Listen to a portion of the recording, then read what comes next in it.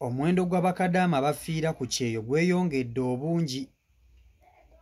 Wenjogera bino nga bakadaama abawerera ddala nga 15 ku 13 mu mwezi gumu be bakalipootingibwa nti bafudde. Ate ng'ekibatta balwala kitono ne bafiira mu budde obutamanyikiddwa mpawo kaaga. Omuwendo gw'abakadaama abafiira ku kyeyo bangi era nga n'abamu bankuba kyeyo beeyongedde okutya n'okugyamu encukwe olw'abannaabwe ababafaako entakera.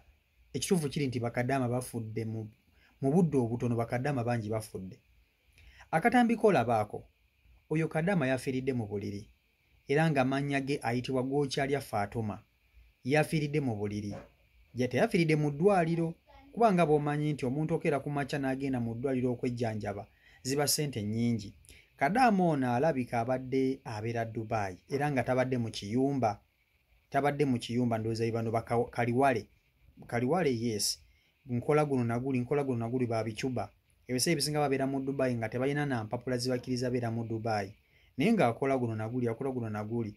So otuuka ekiseera n'olwala n'oba nga tosobola genda mu ddwaliro okwejjanjaba kubanga n'ekisooka ne ssente ziba mpitirivu ez'omu Dubai okujjanjaba. Ekyegedde abadde waka ndowooza gy'asula we yafiiridde.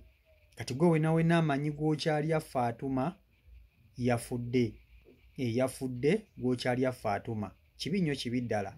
Esipidi bakadaama kwe bafiira bannange yeeraliikiriza ne bankuba kyeyabalala. Kasonga kutuseewo ka vidiyo kano okerabireko, nkusaba vidiyo gimpere like etambule tuge ku buli muntu. Vidiyo yiyo. Hey guys, assalamu alaikum wa rahmatullahi wa barakatuh. Bannange tuzeeko waneeno gubeera wali omwana gwe batugambye nti yafudde, bamuyita Gwokyalya Fatuma. Nalibanga si kirungi kyenkoze okukwata vidiyo naye tetulina option endala. Engeri yokka esobola okuyisa message. Yoyo omuwala.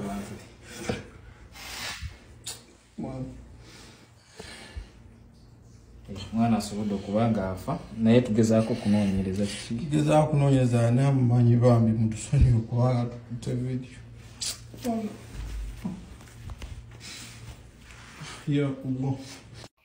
Twongere bwongezi kwesabira na kusabira bannaffe.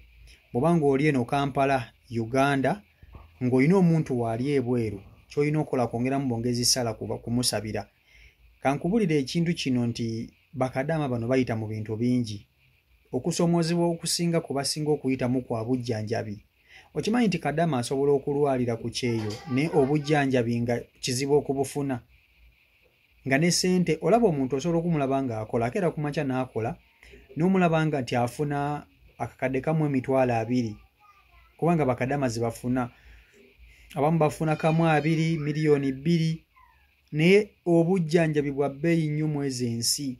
Okeera ku makya n'ogamba nti ogenze ku kitanda ku ddwaliro, ssente z'oba wakakolera emyaka 2 zisobola okuggweerawo mu myezi nga 6. Sikulimba. Kati bakadaama basinga bambi balwala ne batya okugenda mu malwaliro gano. Ate n'ekyokubiri tebaba na mpapula zibakkiriza kugenda mu malwaliro okwejjanjaba kubanga bano bakadaama b'e Dubai abasinga babeera batolosi. Akeera ku makya n'atoloka mu kiyumba n'ajja eno mu freelancing jobs okunoonya guno naguli bye bayita mbu kaliwali gwe bye bagamba nti kaliwali genda okakole. N'agenda n'akola omulimu ogwo ne bamusasula. Okyegera ekintu ekyo. So abasinga tebaba na mpapula zibakkiriza kubeera mu nsi ezo. Kati nga Dubai eyo aba yatoloka passport oluusi yagirekayo wa mukama we, talina kwegamba inkaama. Okyegera ekintu ekyo. Kati ne kimuleetera okuba nti tasobola kufuna bujjanjabi. Nti ne waba afunye omutwe nga gumuluma oba olubuto nga lumuluma, agenda ku famasi n'agula eddagala oba afuna muntu amugulira ddagala gw'atuma nga ye teyeegendereyo kuba taba na bisanyizo bimukkiriza kugenda kufuna ddagala. Okyegera ekintu ekyo. So ebiseera ebisinga tunenya Abawalabu nti baba bakadaama obutwa, naye bakadaama kwegamba ebintu bye bayitamu bingi. Omuntu osobola okulwala n'otafuna bujjanjabi bumala nekikuleetera okuba nti ate ofa, ogonda n'ofa. Kati njagala otunuulire Gwokyalya Fatuma oyo. Gwokyalya Fatuma yafiiridde waka era nga bw'otunuulira embeera mwe yafiiridde yabadde ajjanjabirwa waka ate nga ne we yafiiridde tewali tewali bantu bambi. Okitegeera. Abamu bakeera ku makya ne bagenda ne banoonya obulimu ne bakola ne bamulekawo. Basobola okulekawo ngo tolina n'amaanyi gasobola kweweereza mazzi. Niyo olw'okuba nti bo bali abalala balina okugenda bakole bakulekawo awo. Kugamba obulamu naye oba bugenda tolina muntu goyinza kkaabira oba nakuwanjagira akuyambe. Oba eri gy'ogenze tolinayo wuwo, tolinayo mujjanjabi. So kireetedde bakadamu okuba nti ensangi no bafiira obulamu ku sipiidi eya waggulu ennyo okukamala. Abasinga balwala okuva mu biyumba ne batwalibwa ne basuulibwawo bakama baabwe ne babasuula mu malwaliro. Okitegeera ate omuntu bamusuula mu ddwaliro aba talina ssente zimujja aba talina mujjanjabi yenna amufaako. Okimanyi nti obeera ku kitanda tulaba bakadama n'abeera ku kitanda naye nga ne bw'aba ayagala kunywa ku mazzi alina okuyimuka mu bulumi obw'ekitalo agenda yeefukira amazzi aganywe.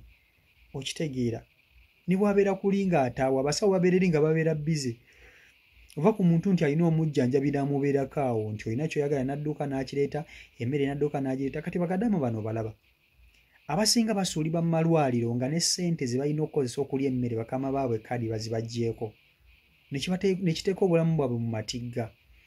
Era mbagamba nnyo ebintu bino bannange twongere okusabira bannaffe abali ku kyeyo, twongere okubasabira naye ebintu bye bayitamu muganda wange bagenda kunoonya ssente naye si byangu. Bagenda kunoonya ssente naye si byangu n'akamu n'akeddagala. Obulamu bwe bayitamu bwa kusoomoozebwa ate okusoomoozebwa okubi ennyo okukamala otuukwa waggulu. So bomanyi gw'okyalya Fatuma yafudde yoyo gw'olabaawo mu katambi ne mu bifaananyi. So famire yo yona gy'oli bw'oba olaba akatambi kano katambuze asobole okuba nti ate katuuka ku bafamire ye oba mumanyi nga mwajja naye ku kyeyo nawe osobola okuba nti otuukira kampuni mwe yajjira oba yajjira mu kampuni tetumanyi. Naye obubanga omumanyi osobola okutuukirira bekikwatako naba nti ate asobola okuba nti ate oba oli awo akomezebwawo e Uganda naweebwa ab'eŋŋanda ze oba ab'eŋŋanda ze ne bamanya nti muwala waabwe yafa. Okitegeera ekintu ekyo. So si mawulire malungi naddala mu fraternity y'abakadaama basusse okufiira ku kyeyo ate nga nabo beeraliikirivu okukamala.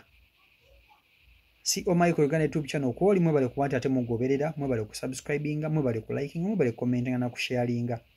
Baagala nnyo bannange. Mubeere bulungi. Peace and love. Assalamu alaikum wa rahmatullah. Abaddu ba Allah n'abazaana be abasiraamu n'abatali basiraamu mbazigirira omuddu wa Allah Kakensa Professor mu kulombeddwa ku buli nsonga zonna. Ono si mulala ye Haji Mukusakale.